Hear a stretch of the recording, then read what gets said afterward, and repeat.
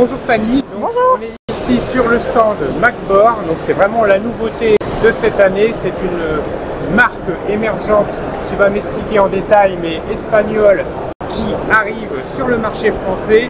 C'est ça. Avec une gamme vraiment achalandée de tout un tas de typologies de machines, mais on va y revenir. Donc Fanny, vas-y, présente un petit peu Macbor. Oui, alors Macbor, c'est une marque qui est issue du groupe Motos Bordoy, qui existe depuis plus de 50 ans en Espagne. Et Macbor, donc c'est un père de famille qui avait 4 concessions à Barcelone, qui a décidé de créer sa propre marque de moto. D'abord en 1999 avec des motos pour enfants, puis par la suite il a étoffé la gamme et c'est la gamme qu'on voit aujourd'hui. Donc c'est vraiment maintenant les deux fils du fondateur qui gèrent le groupe Motos Bordoy et donc la marque Macbor. D'accord, et on peut y retrouver vraiment plusieurs typologie de machines. C'est ça, on va avoir tout ce qui est moto custom avec les 125 ici, Rockster et Rockster Flat. On aura aussi la Rockster 410 qui est là-bas au fond. Et puis après on a les motos plus classiques avec la 8 Mile 125, la XR5 qui est vraiment une moto de trail, qui est notre plus grosse cylindrée pour l'instant. Et ensuite on a aussi les trails en 125 qui sont disponibles, la XR1.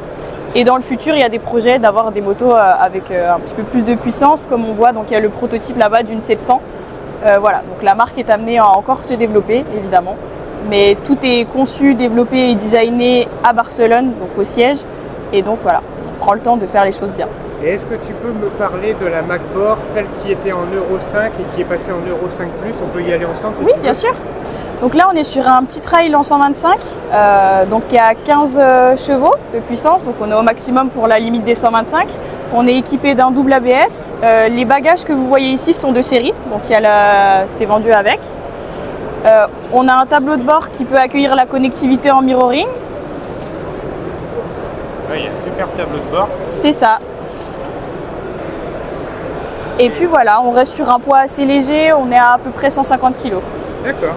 C'est vraiment bien parce qu'il y a 3 typologies de machines. Il y a le trail, un peu le custom roadster et puis le scrambler. C'est ça. Donc on est vraiment sur 3 axes principaux qui vont, je pense, marquer les esprits. C'est ça exactement, et on a plusieurs, donc oui, on a vraiment une gamme qui va de la 125 à la 500 et plus dans les prochaines années, donc on est sur une gamme assez large. Écoute, je te remercie Fanny. Merci à vous, bonne journée. Donc ici, on est sur la Macbor, elle a vraiment de série un full équipement. Ici, on est sur un équipement valise bagagère avec les valises latérales, le gros top case, finition aluminium qui est du plus bel effet et qui peut accueillir un casque intégral. Ça va vraiment plaire à tous ceux qui cherchent des petites Varadero de substitution parce que c'est vrai qu'il y a un trou dans le marché, il y a un manque. Et les constructeurs, ça, ils l'ont bien compris. Avec cette Macbor, on est vraiment sur le créneau de la Vara, à savoir le marché de l'aventure et des grands espaces. Ici, cette Macbor est en bleu, en blanc, en noir et en rouge. Il y a vraiment le full choix de couleurs. Ce qu'il y a de bien, c'est qu'au niveau des tableaux de bord, on est vraiment sur ce qui se fait de mieux en ce moment, à savoir des écrans TFT couleur avec l'importation Bluetooth via le téléphone. On va vraiment pouvoir avoir une belle signature moderne. Au niveau de l'éclairage à l'arrière, on est sur un éclairage full LED, donc vraiment super. La moto est vraiment bien équipée, elle présente bien. Elle a une hauteur de selle qui est vraiment basse. Voilà, j'ai ma réponse. Hauteur de selle, 78 cm. Donc c'est vraiment dérisoire. Tout le monde peut embarquer sur cette moto. Le passager, lui, est un petit peu rehaussé. Mais vraiment, il n'y a pas de quoi avoir peur de grimper dessus. L'accessibilité est vraiment garantie pour tout le monde. Au niveau de la gamme, ils étoffent leur gamme aussi avec une proposition au niveau scrambler. Franchement, les scramblers sont superbes. Il y a vraiment de la couleur, ça pète. Le rouge, le cocorico façon bleu, blanc, rouge. Et la version plus mat avec son réservoir en noir mat.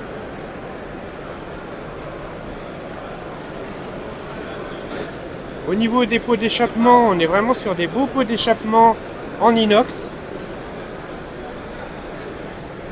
avec une brasure ici au niveau de la soudure magnifique. C'est du détail, mais vous savez que sur la chaîne Dingue 225, on est dans le détail. Ce qui est sympa, c'est la finition de la selle, ici en cuir et derrière en marron. Ici, on est plutôt sur un effet cuir brillant, tandis que derrière, on est vraiment sur un effet cuir alcantara, plutôt velours. Les gros pneus à l'arrière présentent bien, ça fait vraiment du plus bel effet sur ce scrambler. Moi, ce que j'aime tout particulièrement, c'est au niveau de son feu à l'avant, sa grille de surprotection. C'est vraiment stylé. Au niveau du compteur, c'est un compteur rond, digital. Vraiment belle machine. Une série de roadster plutôt custom avec des couleurs sympas, vert, jaune, rouge et noir. Ici, c'est vraiment le côté Bad Boys qu'on retrouve avec ces surprotections au niveau des fourreaux, façon soufflée, son pot noir mat, sa sellerie très basse qui pourra convenir vraiment très aisément à la jante féminine, puisqu'ici en hauteur de selle on est vraiment très bas. Hauteur de selle 73 cm du sol, donc vraiment accessible à tous et à toutes. Elle est vraiment bien finie, ses amortisseurs à l'arrière sont jolis avec ses ressorts peints façon brillant et son retour façon anodisé aluminium couleur bronze. C'est vraiment sympa. Et puis son zizi bar à l'arrière, super, pour pouvoir accueillir un passager.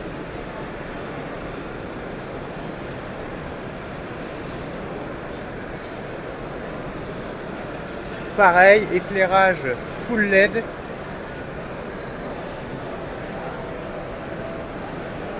La finition de la peinture est correcte, hein, elle a l'air même très bien finie.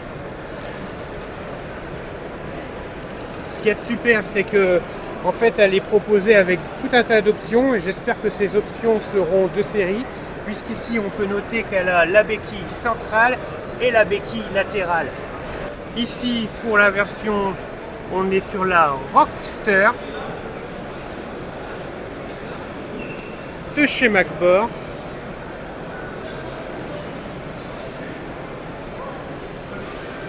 Au niveau des scramblers, elle est baptisée 8 miles.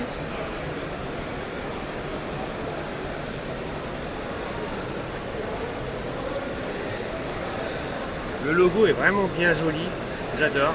Et en ce qui concerne le trail, elle est baptisée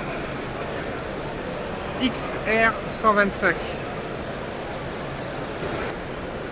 J'adore sa signature au niveau du feu à l'arrière, vraiment très jolie. Il faut savoir que la Rockster Flight, elle, est en freinage CBS, tout comme la Scrambler 8 Mile qui est en CBS.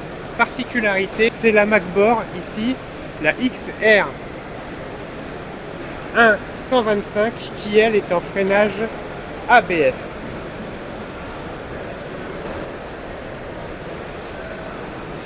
Donc ce sont des motos qui sont à la page au niveau technologique et qui sont là pour concurrencer vraiment les meilleurs.